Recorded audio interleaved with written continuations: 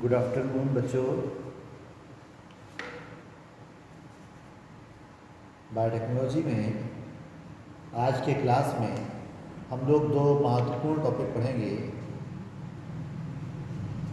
आपने बायोटेक्नोलॉजी में जो हमने शुरुआत में कुछ स्टेप्स लिखवाए थे बायोटेक्नोलॉजी के, उन स्टेप्स में एक टॉपिक पहला था डीएनए सेपरेशन।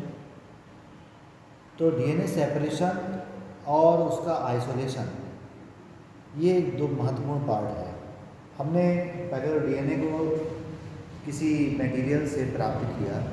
वो डीएनए मान लीजिए हमें किसी सेल से चाहिए था, तो वो सेल प्लांट सेल है या एनिमल सेल है, बैक्टीरियल सेल है, वायरल सेल है, फंगल सेल है, जिसका भी हमें डीएनए चाहिए है, उस डीएनए को अलग करने की प्रक्रिया हम आपको डिस्कस कर चुके हैं। उस डीएनए को अलग करने के बाद फिर डीएनए का separation and isolation of DNA fragment, ये अगला पार्ट था।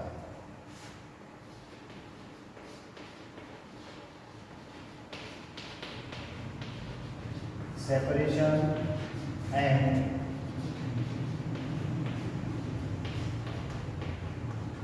Isolation of DNA fragment.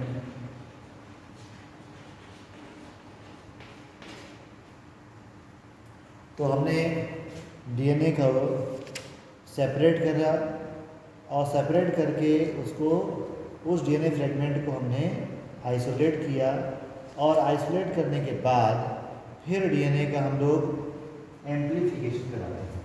क्या कराते हैं?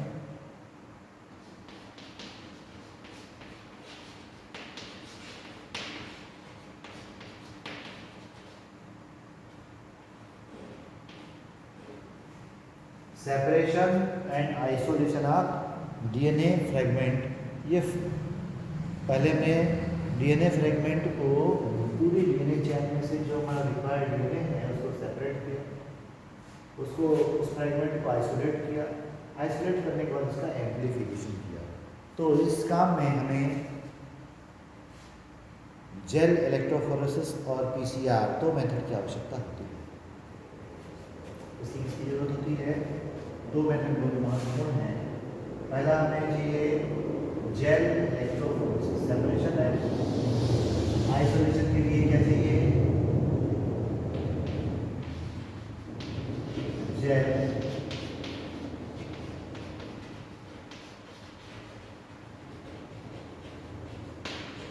जेल इलेक्ट्रोफोरेसिस का सहारा लेते हैं, जिसकी सहायता से हम जिस डीएनए सेगमेंट की आवश्यकता है उसको हम अलग करते हैं। डीएनए को जहाँ से हमने रिस्ट्रक्शन न्यूक्लियर एंजाइम की सहायता से काटा है, काटने के बाद डीएनए की बहुत सारी जो चेन बनी है, उन चेन में से जो डिजायर जीन है उसको जेल इलेक्ट्रोफोरेसिस द्वारा हम काट करके अलग करते हैं।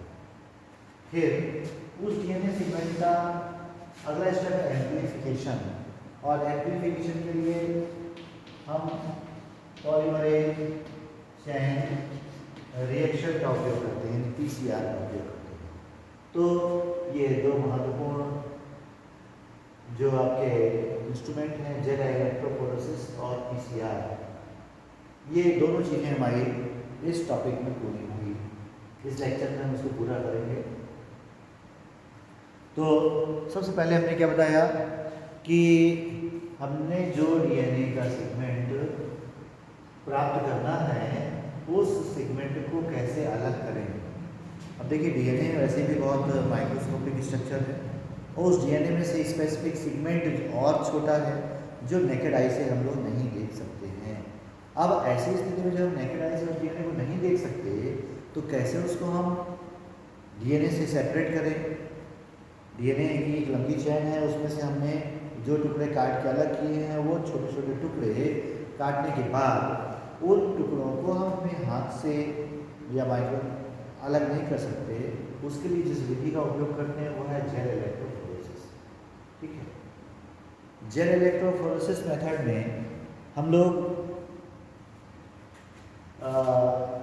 एग्रोज जेल लेते हैं, और एग्रोज जेल का पाउडर जो होता है, उस एग्रोज जेल के पाउडर को पानी के साथ मिक्स करके एक हम सॉल्यूशन बनाते हैं एग्रोज जेल का, और उस एग्रोज जेल के सॉल्यूशन में हम विशेष तरह से एग्रोज के एक प्लेट बनाते हैं। इसका तरीका अभी हम आपको इसको बना कर समझाते हैं। हमने पहली चीज़ आपको क्या बताई कि जेल इलेक्ट्रोफोरेसिस द्वारा हम डीएनए को अलग करेंगे। तो मान लीजिए आपके पास में आइसोलेटेड डीएनए है। ये डीएनए हमने कहाँ से प्राप्त किया? मान लीजिए प्लांट सेल से सेपरेट किया, या इंसुलिन बनाने वाला डीएनए है ये, जिसको हमने पैंक्रियाज से पृथक किया। अब इस इंसुलिन बनाने वाले डीएनए को हमने पैंक्रियाज से सेपरेट किया। इस डीएनए में हमने यहाँ से एक इंसिजन क्या किया? रिस्ट्रक्शन इंडोन्यूक्लियस एंजाइम की सहायता से हमने इसको यहाँ से काटा। अब काटने के बाद हम देखते हैं कि चूंकि माइक्रोस्कोपिक डीएनए काटने के बाद हमने देखा डीएनए ए, बी और सी 3 टुकड़ों में टूट जाएगा। एक टुकड़ा ये, दूसरा टुकड़ा ये, तीसरा टुकड़ा ये। डिस्ट्रक्शन इंडोन्यूक्लियस एंजाइम की सहायता से हमने डीएनए को 3 टुकड़ों में डिवाइड कर दिया। अब क्या करेंगे देखिए,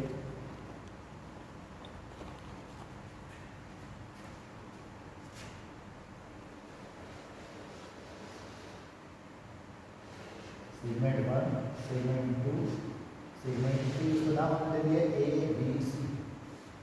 अब देख रहे हैं आप कि ये सेगमेंट में कोई सेगमेंट छोटा है, कोई सेगमेंट बड़ा है।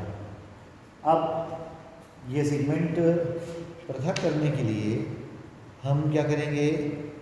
डीएनए का जो सेपरेशन के लिए हम एग्रोज जेल का उपयोग करेंगे। एक छोटे बर्तन में हम एग्रोज जेल, ये प्लेट का नाम है, इसमें हमने क्या किया? एग्रोज पाउडर और पानी का सॉल्यूशन बना करके और उसको इसमें डाल दिया। तो ये लिक्विड जो एग्रोज का जेल है वो यहाँ पर भर गया। और एग्रोज जेल भरने के समय हमने क्या किया? यहाँ पर छोटे छोटे ये एक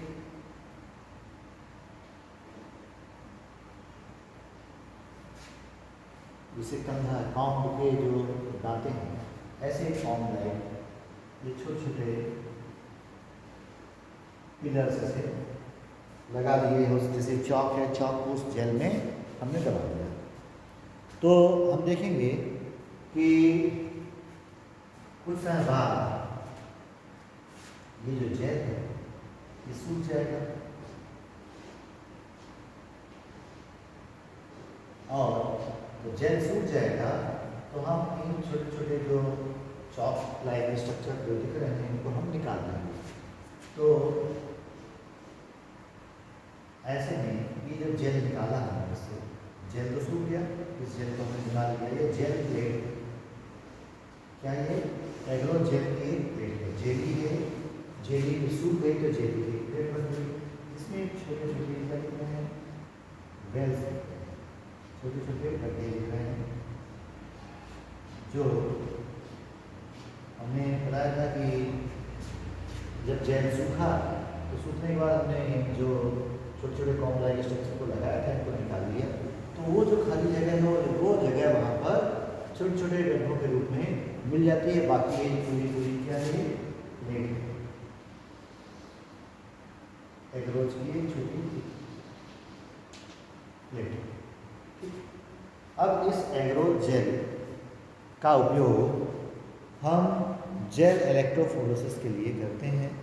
हम क्या करते हैं? इस एग्रोज जेल में जो छोटे छोटे ये वेल्स हैं, इन वेल्स में डीएनए के का सॉल्यूशन डाल देते हैं। ठीक है, डीएनए का जो सॉल्यूशन है, डीएनए के जो फ्रेगमेंट्स उनको डाल देते हैं। एक तरफ ये नेगेटिव चार्ज और दूसरी तरफ पॉजिटिव चार्ज हम देते हैं, यानी एक तरफ कैथोड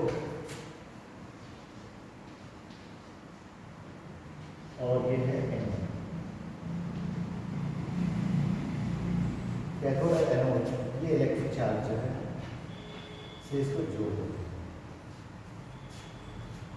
जो नाम दिया था जेल इलेक्ट्रोफोरेसिस, ये तो जेल है एग्रोस का, क्या है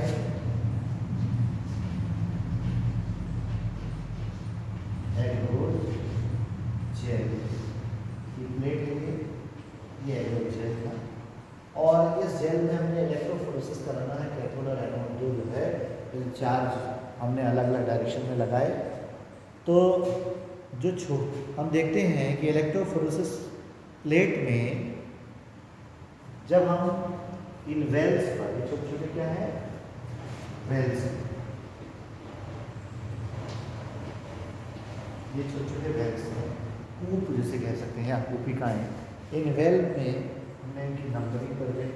मान लीजिए एक, इसका नाम दिया डी, इसका नाम स्मॉल ए, इसका नाम स्मॉल बी, इसका नाम स्मॉल सी। टी मतलब टेम्पलेट डीएनए, जो पूरा डीएनए है। तो इस वेल में हमने टेम्पलेट डीएनए डाल दिया, पूरा पूरा कंप्लीट डीएनए डाल दिया। इसमें हमने फ्रेगमेंट ए, दूसरा बी, इसमें सी डाल दिया।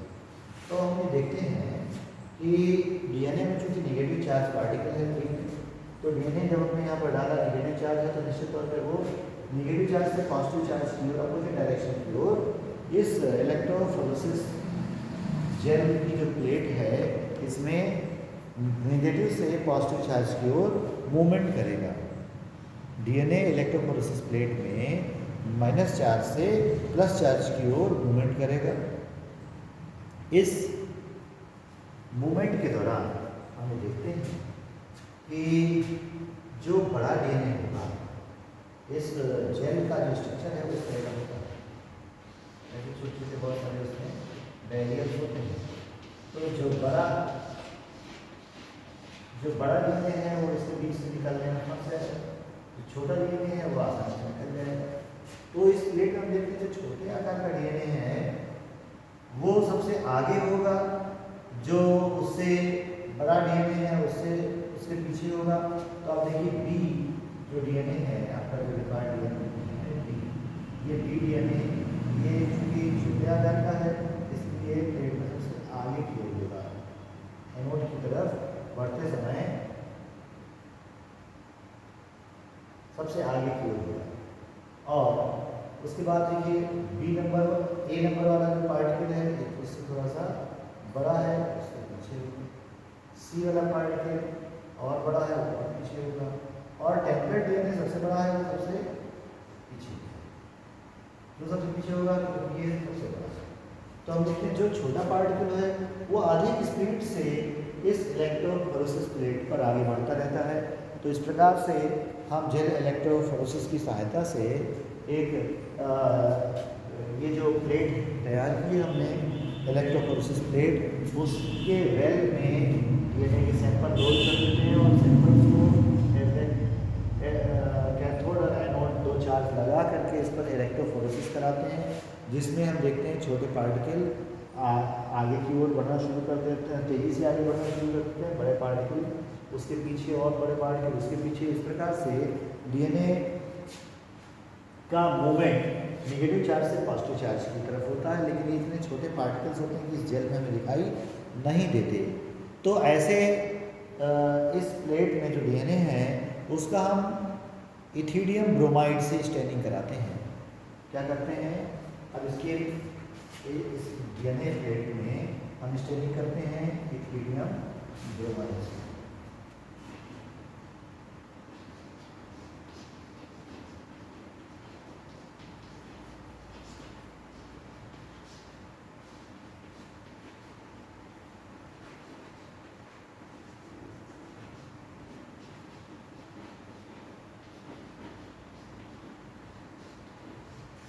इथिडियम ब्रोमाइड से हम स्टेनिंग करते हैं।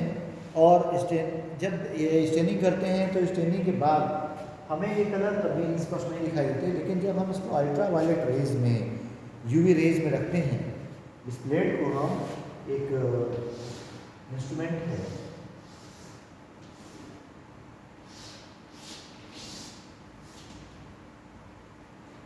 इस इंस्ट्रूमेंट में हम रखते हैं,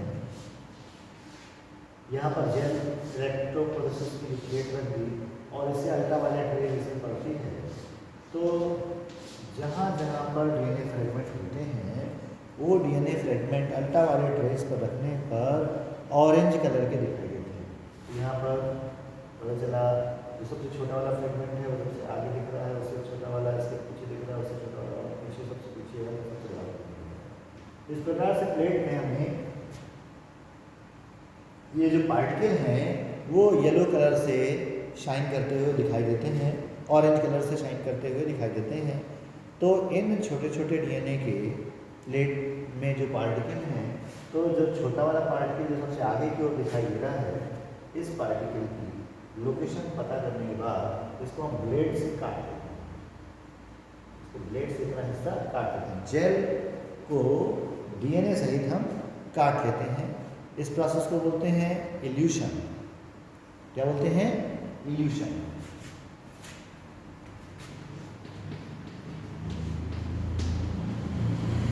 इल्यूशन होता है, इल्यूशन के बाद हमने क्या किया, छोटा सा पार्टिकल काट लिया और इसमें डीएनए का हुआ टुकड़ा है जो सबसे छोटा है, ठीक है। और काटने के बाद अब इस जेल में हम क्या करते हैं कि ये छोटा जो डीएनए का टुकड़ा है, इस टुकड़े को अब हम आगे पीसीआर की सहायता से एम्पलीफाई करते हैं। समझा गया? हमने जो डीएनए सेपरेट किया किसी कोशिका से, उसके सेपरेशन की मेथड हमने शुरू में लेक्चर में बताई थी कि किस प्रकार से किसी सेल से हम चिलिंग के द्वारा हम डीएनए के को किसी लीफ से, पत्तों की कोशिका से अलग करते हैं।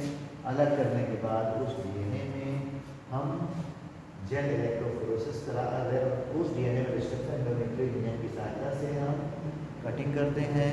कटिंग करने के बाद जो हमारा डिजायर जीन है, उस जीन को प्राप्त करने के लिए हम जेल इलेक्ट्रोफोरेसिस करते हैं।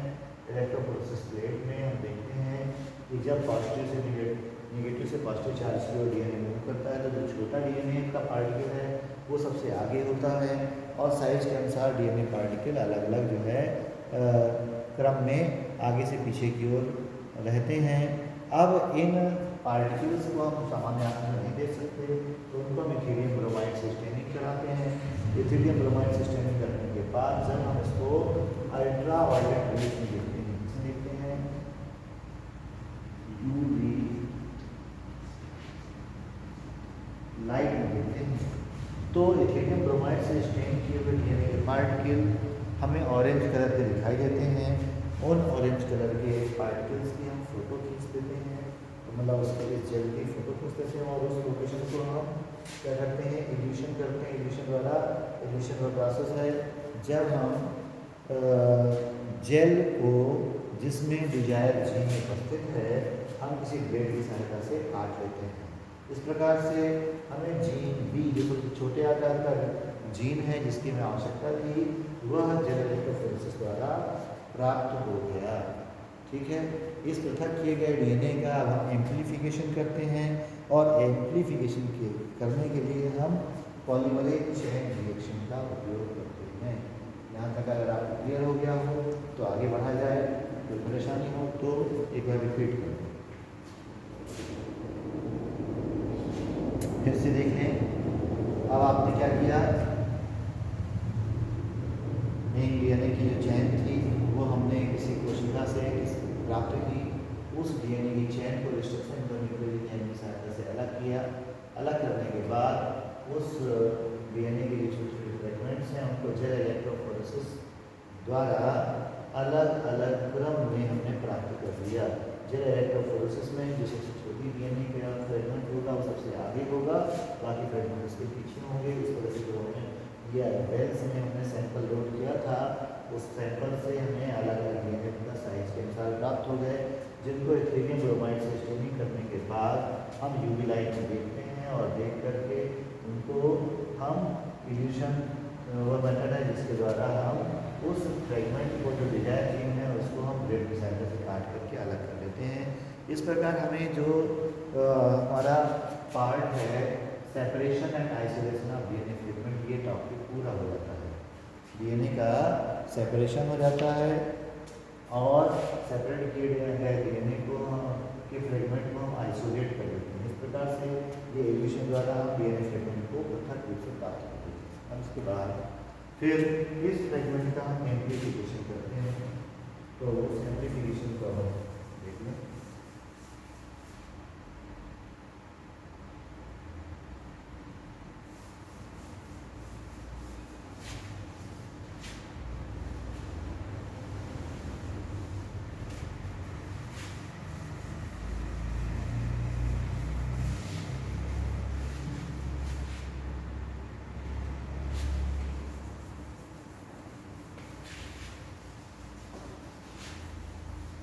अब एम्प्लीफिकेशन करने के लिए हम क्या करेंगे, आप मालूम है पॉलीमरेज चेन रिएक्शन का उपयोग करेंगे। पीसीआर यानी polymerase chain reaction.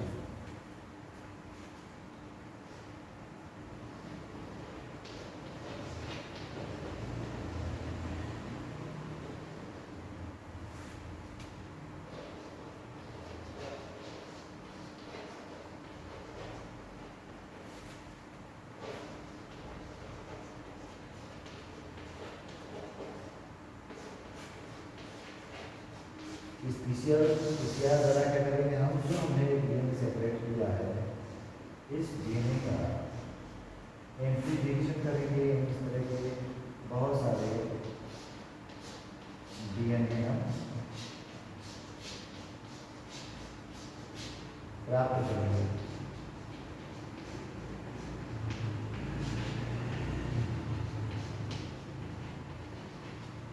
Amplification of DNA, ठीक है।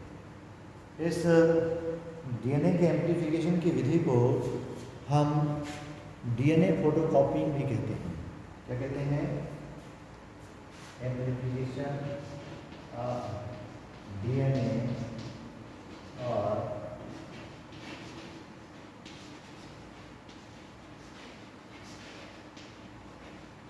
फोटोकॉपिंग ऑफ डीएनए, ठीक है। डीएनए फ्रेगमेंट जो डिजायर जीन है डीएनए का, उसको हम जो है पीसीआर एक इंस्ट्रूमेंट है जिसकी सहायता से उसकी बहुत सारी कॉपी तैयार कर देते हैं। ये एक बहुत महत्वपूर्ण काम है।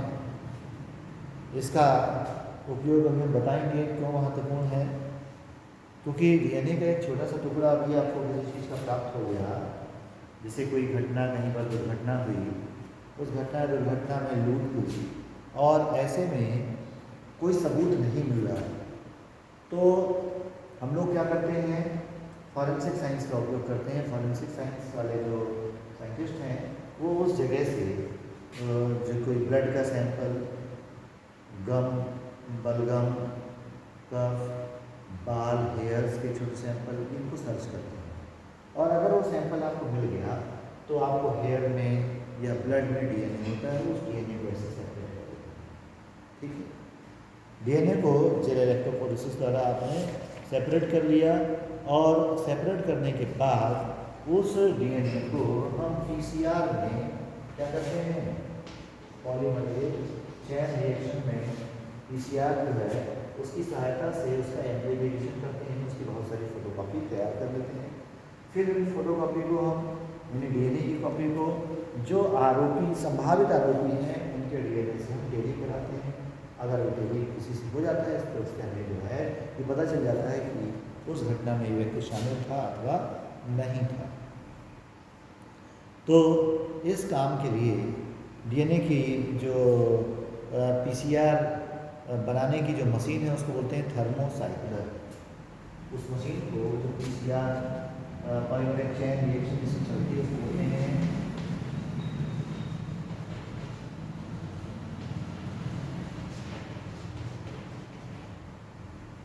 Thermocycler machine.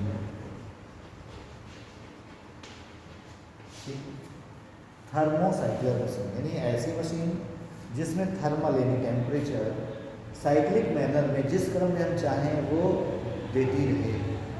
जैसे पीसीआर में क्या करते हैं, हमें 3 स्टेप होते हैं। पहला स्टेप है डीनेचुरेशन, दूसरा एनिलिंग और तीसरा है एक्सटेंशन। तो उसमें स्टेप फर्स्ट क्या है, डीनेचुरेशन।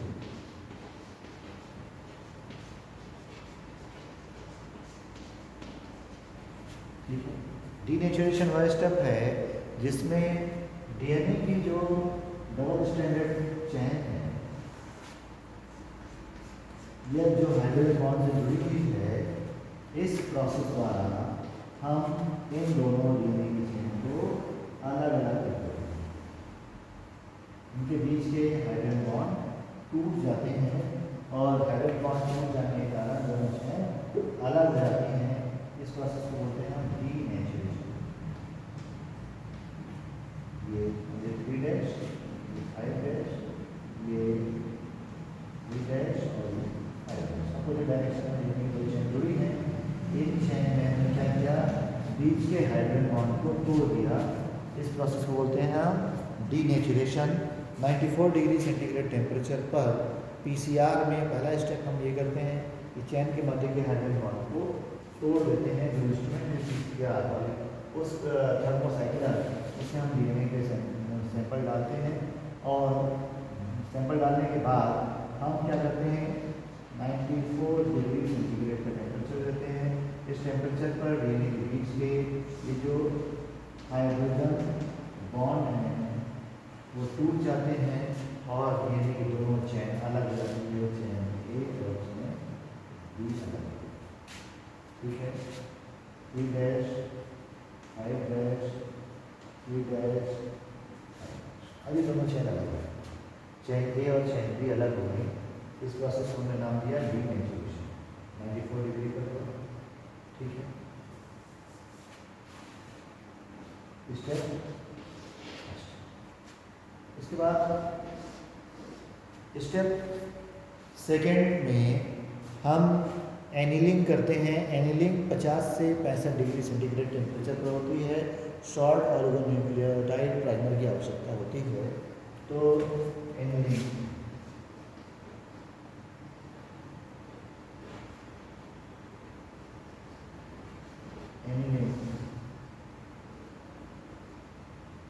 इसके डिग्री टेम्परेचर पर हमने बताई थी लगभग 55 से 65 डिग्री सेंटीग्रेड। 55 डिग्री से 65 डिग्री सेंटीग्रेड टेम्परेचर पर एनिलिंग करते हैं। एनिलिंग के दौरान हम क्या करते हैं, यानी कि जो दोनों चेन हैं, इन चेन में हम एक न्यूक्लियोटाइड की छोटी चेन यानी ऑलिगोन्यूक्लियोटाइड प्राइमर जोड़ते हैं। क्या जोड़ते हैं,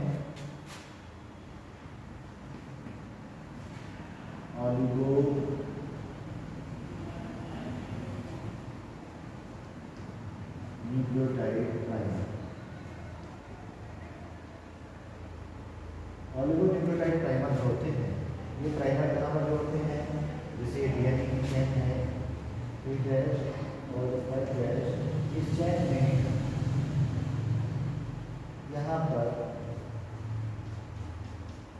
जो भी कोड है उसका एक पैरेलल इन जो सेम कोड वाला सेम एंटी कोड वाला जो प्राइमर होगा वो ऑलिगोन्यूक्लियोटाइड प्राइमर हम यहाँ पर जोड़ देंगे।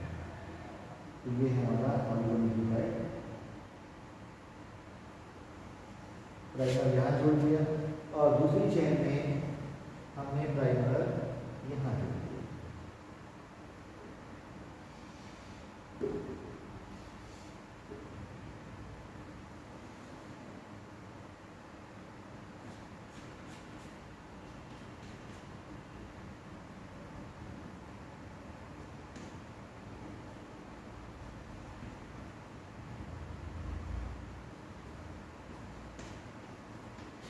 इस तरह से क्या हुआ कि हमने पहले स्टेप में क्या किया, पीसीआर मशीन के अंतर्गत जो 3 स्टेप हैं उसमें पहले स्टेप में क्या हुआ कि डीनेचुरेशन के द्वारा डीएनए की दोनों चेन अलग अलग हुई। अब जब दोनों चेन अलग हो गई, अलग करने के बाद हमने उसकी एनीलिंग में हम एक डीनेचुरेशन की प्रोसेस 94 डिग्री सेंटीग्रेड टेम्परेचर पर होती है। 94 डिग्री सेंटीग्रेड टेम्परेचर पर डीएनए की दोनों चेन अलग हो जाती हैं। उसका एनीलिंग करते हैं। एनीलिंग 55 से 65 डिग्री सेंटीग्रेड टेम्परेचर पर हुई। इस एनीलिंग के दौरान हम ऑलिगोन्यूक्लियोटाइड प्राइमर, जो विशेष डीएनए की चेन का एंटीकोड से बना होता है, उस प्राइमर को ला करके जोड़ देते हैं। उस प्राइमर को जोड़ने के बाद अब क्या होता है कि दोनों साइड पर एक तरफ राइट डायरेक्शन में, दूसरी डायरेक्शन में ये प्राइमर जुड़ जाता है। उसके बाद जो स्टेप थर्ड है इस प्रोसेस का, वो है एक्सटेंशन। एक्सटेंशन क्या होता है? डीएनए की चेन है। स्टेप थर्ड है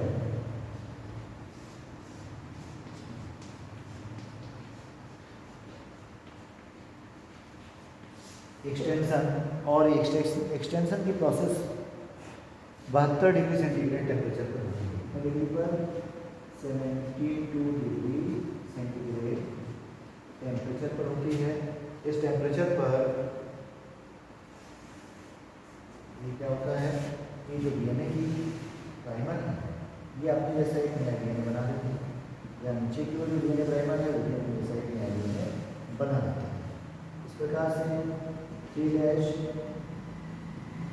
5 dash 3 dash 5 dash 3 dash 5 dash 3 dash 5 dash, ये डीएनए की दो चेन, एक चेन से दो डबल स्टैंडर्ड डीएनए की चेन बन जाती है। इस प्रोसेस को होते हैं एक्सटेंशन ऑफ डीएनए। इस प्रकार हम देखते हैं कि जैसे ही हम पीसीआर, एक जो मशीन है, उस पीसीआर मशीन की सहायता से हम डीएनए का एम्प्लीफिकेशन करना चाहते हैं, तो उस मशीन में, मान लीजिए मशीन पीसीआर है, इस मशीन में हमें डीएनए की कॉपी बनाने के लिए डीएनए जो रिक्वायरमेंट है उन सबको इकट्ठा करके उस मशीन में डाल देते हैं। जैसे डीएनटीपी,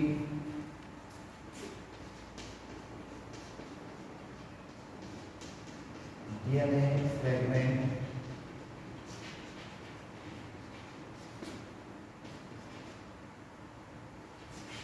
मैग्नीशियम आयन, डीएनए पॉलीमरेज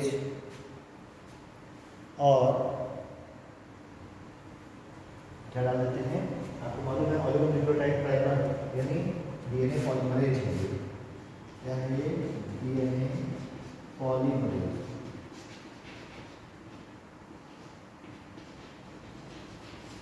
इन सब को ध्यान करके हमने इस मशीन में डाल दिया। अब इस मशीन में हमने नाम ही दिया है थर्मोसाइक्लर मशीन। थर्मोसाइक्लर मशीन में टेम्परेचर 94 डिग्री, फिर आया 55 डिग्री, फिर हुआ 72 डिग्री, ऐसे क्रम से चेन चलती है। टेम्परेचर की तुरंत टेम्परेचर चेंज करता रहता है और एक निश्चित टेम्परेचर पर एक निश्चित प्रोसेस को कंटिन्यू करता है। उसके बाद फिर वापस हमने इसको उस एक बार 94, 55, 72 टेम्परेचर मेंटेन हुआ, थोड़ा समय पे जितना समय टाइम उसकी सेट है, उसके बाद फिर दोबारा इस प्रोसेस को रिपीट कर दिया, फिर 94, 55, 72, उसके बाद फिर टेम्परेचर को हमने रोटेट कर दिया।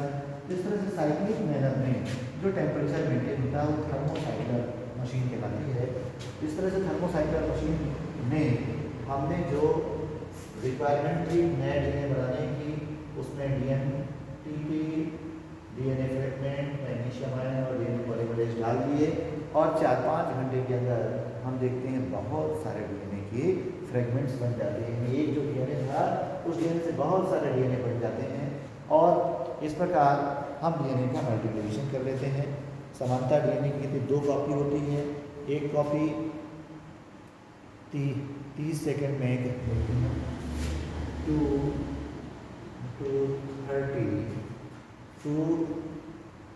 230 कॉपी, तो ये 1 बिलियन कॉपी बना लेते हैं कुछ मिनट में।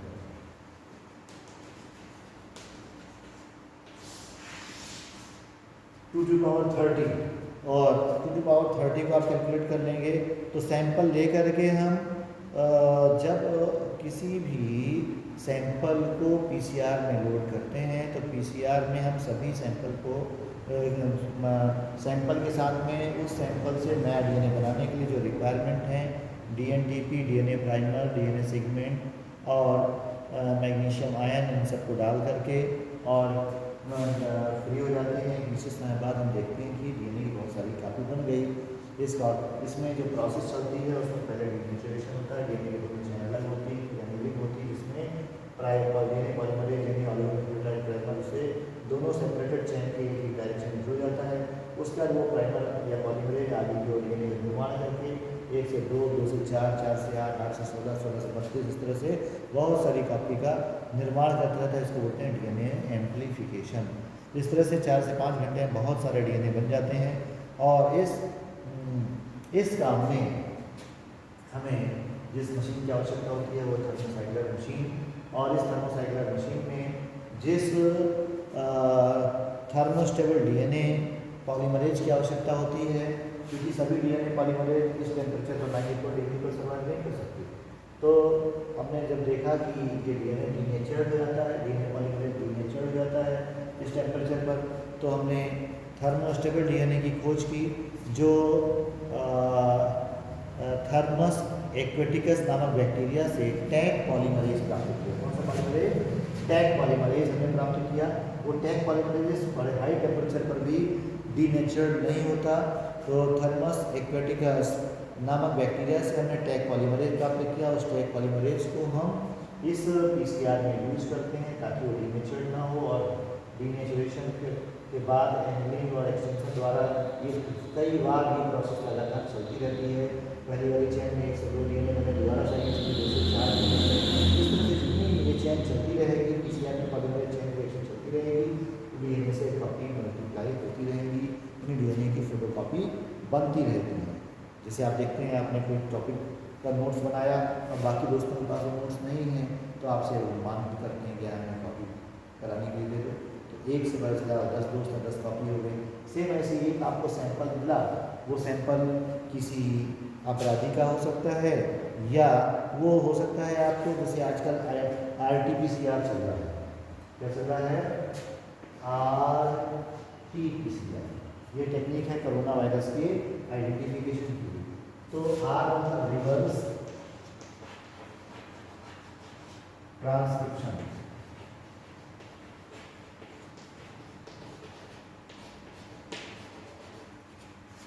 P मतलब पॉलीमरेज,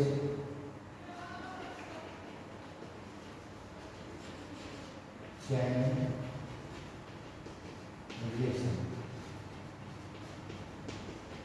यानी जो आपके माउथ से जो सैंपल लिया RT-PCR करते ना, नोज से जो सैंपल लिया, उस सैंपल में क्या किया आपने?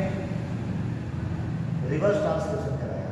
रिवर्स ट्रांसक्रिप्शन आपको मालूम है कि ये डीएनए से आरएनए कहलाता है ट्रांसक्रिप्शन, डीएनए से आरएनए का निर्माण कहलाता है ट्रांसक्रिप्शन, आरएनए से डीएनए का निर्माण क्या कहलाता है? Reverse transcription. तो आपको मालूम है कि वायरस का जेनेटिक मटेरियल आरएनए है, उससे हमने क्या किया? डीएनए बना दिया, यानी रिवर्स ट्रांसक्रिप्शन कराया। रिवर्स ट्रांसक्रिप्शन कराने के बाद अब हमें जो डीएनए मिल गया, ये डीएनए मान लीजिए ये है, इसको हमने किस में डाल दिया? एक मशीन है, इसका नाम है PCR मशीन का इंस्ट्रूमेंट थर्मोसाइक्लर। उस थर्मोसाइक्लर में पॉलीमरेज चेन रिएक्शन चला दी और एक डीएनए से बहुत सारे डीएनए बन गए। अब इस प्रकार हमने क्या किया? एक सैंपल लिया, उसकी एम्प्लीफिकेशन कराया, फिर उसको हमने टेली करा लिया। किससे? कोरोना के वायरस से हम टेली करा लें, HIV के वायरस से टेली करा लें, यानी जिस भी डिजीज़ के वायरस से हम टेली कराएंगे उसका जीनोम हमारे पास होगा, उससे टेली करा के हम चेक कर लेते हैं कि वो स्पेसिफिक वायरल इन्फेक्शन है या नहीं है। तो इस तरह से RT-PCR टेक्निक का उपयोग हम HIV डायग्नोसिस में, DNA फिंगर प्रिंटिंग में, प्रीनेटल डायग्नोसिस में, प्रीनेटल डायग्नोसिस मतलब बच्चों को से थोड़ा सा हमने ब्लड सैंपल ले लिया ब्लड का, और एम्ब्रियोनिक स्टेज में सैंपल ले लिया, और उस सेल के सैंपल से हमने डीएनए सेपरेट करके उसका PCR करा के चेन बना दी, और उसके बाद फिर हमने अध्ययन किया और पता चलता है कि उसमें कोई क्रोमोसोमल डिसऑर्डर है या जेनेटिक डिसऑर्डर है। तो ऐसे चाइल्ड बर्थ को हम भ्रूण अवस्था में ही बर्थ के पहले ही टर्मिनेट कर देते हैं एम्ब्रियो को, यानी फीटस को आगे ग्रोथ करने से रोक देते हैं ताकि वो डिसऑर्डर आगे बच्चों में ना प्राप्त हों। ऐसे प्रीनेटल डायग्नोसिस में बर्थ के पहले डायग्नोसिस करके हम विभिन्न प्रकार की समस्याओं से बचने के लिए इस तरीके को उपयोग कर सकते हैं। पैलेंटोलॉजी में विशेष तरह के जो आपके फॉसिल्स हैं उनके डीएनए सेगमेंट्स की कॉपी करके और उसको फिर हम जो है मल्टीप्लिकेशन करके उसकी डायग्नोसिस कर सकते हैं किस ग्रुप का पौधा है या जंतु है। और विभिन्न प्रकार के पैथोजन के इन्फेक्शन की जानकारी करने के लिए प्लांट पैथोजन या एनिमल पैथोजन है उनकी भी जानकारी हम RT-PCR की सहायता से कर सकते हैं। तो इस प्रकार आपको क्लियर हो गया कि किस प्रकार से हम पहले डीएनए किसी विष, जैसे इंसुलिन हमें बनाने वाला जीन चाहिए है, तो इंसुलिन बनाने वाला जीन हमें पैनक्रियाज की सेल में मिलेगा। तो हमने क्या किया, पैनक्रियाज की जो कोशिका है उस पैनक्रियाटिक सेल से हमने विशेष तरीके से डीएनए सेपरेट किया। उस डीएनए से हमने डीएनए का फ्रेगमेंट सेपरेट किया, छोटे सेगमेंट, छोटा जीन का टुकड़ा, उसको हमने जेल इलेक्ट्रोफोरेसिस की सहायता से अलग कर दिया। उस डीएनए को हमने फिर क्या किया, एम्प्लीफिकेशन किया PCR की सहायता से, उसकी बहुत सारी कॉपी बन गई। अब इस कॉपी को बनाने के बाद फिर हम इससे आगे के प्रोसेस में जाएंगे, यानी बहुत सारे डीएनए बन गए। इस डीएनए को हम आपको मालूम है कि वेक्टर में डालेंगे, और वेक्टर के बारे में बताया था कि जो जैसे प्लाज्मिक वेक्टर है उसमें तो दिक्कत है कि वेक्टर को होस्ट सेल के अंदर पहुंचाना पड़ता है।